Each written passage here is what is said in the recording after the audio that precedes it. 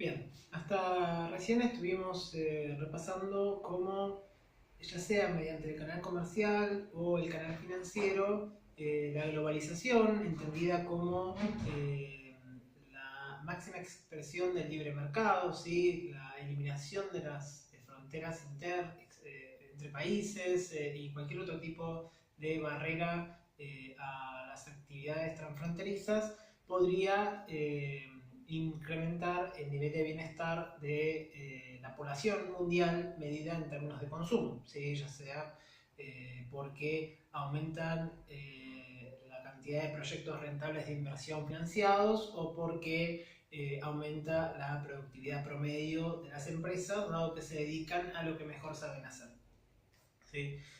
Lógicamente no estamos en una situación como la hipotética del mundo completamente integrado, pero en las filminas que siguen ustedes van a ver una caracterización de la segunda fase del proceso de globalización que en varias dimensiones se fue acercando a ese óptimo o a esa situación hipotética. ¿Sí? Van a ver que hay un aumento de los flujos comerciales entre los países, por ejemplo, medido entre el índice de apertura económica, también de los flujos financieros, y los procesos productivos están cada vez más integrados mediante lo que se conoce como cadenas globales de valor.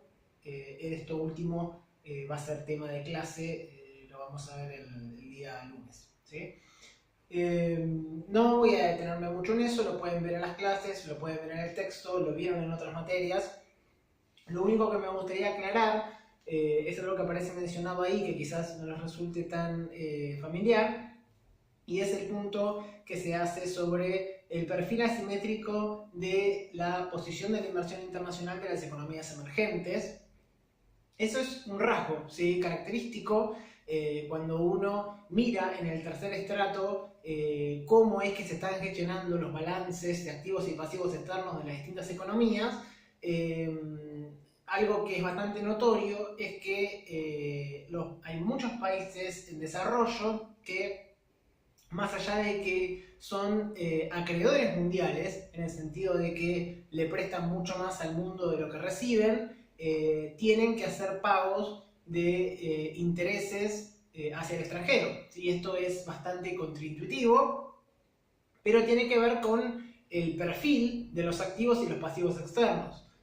Por lo general se da que los países emergentes tienen activos externos de muy bajo rendimiento. El caso paradigmático es Argentina, ¿sí? Argentina tiene muchos activos externos, ¿sí? Pero la mayor parte de ellos están invertidos o son billetes, ¿sí? Son dólares, famosos dólares que ustedes tienen en sus cuentas bancarias o en la casa y que en términos de rentabilidad son malísimos, ¿sí? Porque rinden cero o, digamos, para ser bastante precisos, rinden menos la inflación de los Estados Unidos, ¿sí? Y en cambio, los pasivos externos de estas economías son de alto rendimiento, ¿sí? Porque las empresas extranjeras que invierten en estas economías tienen retornos de inversión productiva o de inversión financiera con mayor tasa, ¿sí? Porque están financiando activos, o están financiando, mejor dicho, países más riesgosos. Pero bueno, ese es un detalle que quizás no les resulta tan habitual. Lo que sí me interesa que veamos con un poco más de detalle son los costos asociados a la globalización económica. Porque bueno, a ver, hace un ratito les contaba de los beneficios que uno podía identificar con el libre comercio y claro está que hay mucha gente que se opone a la globalización, ¿sí? De hecho, hoy en día creo que la balanza está inclinada hacia los que se oponen, ¿sí? Los detractores. Y naturalmente, ¿sí? Tiene que haber algún costo, ¿sí? Porque si todos fueran beneficios, no sería muy racional que haya tantos individuos en contra de este proceso. Bueno, de hecho los hay, y hay varios. ¿Sí? Acá los tengo enumerados. Me gustaría hacer un repaso breve por cada uno de ellos. ¿Sí?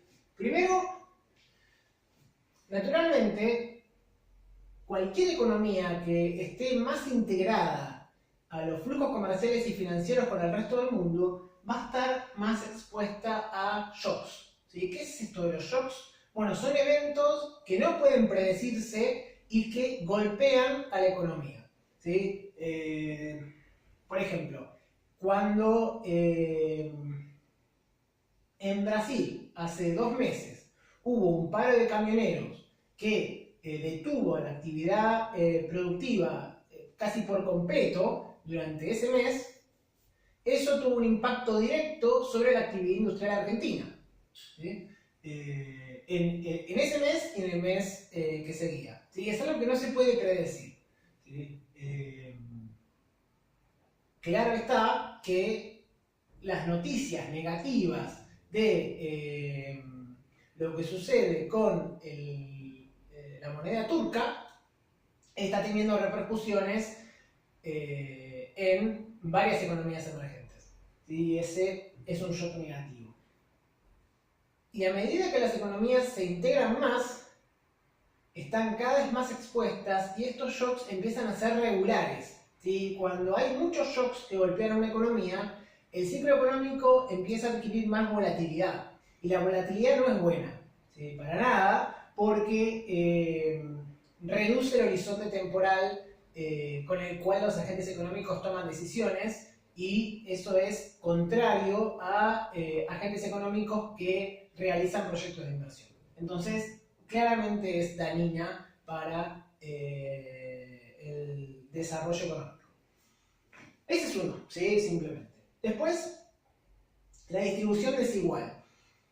Algo que está bastante claro y sobre lo cual hay mucho escrito en la literatura es que los beneficios y también los costos, ¿sí?, de la globalización económica no se reparten de forma equitativa dentro de los países.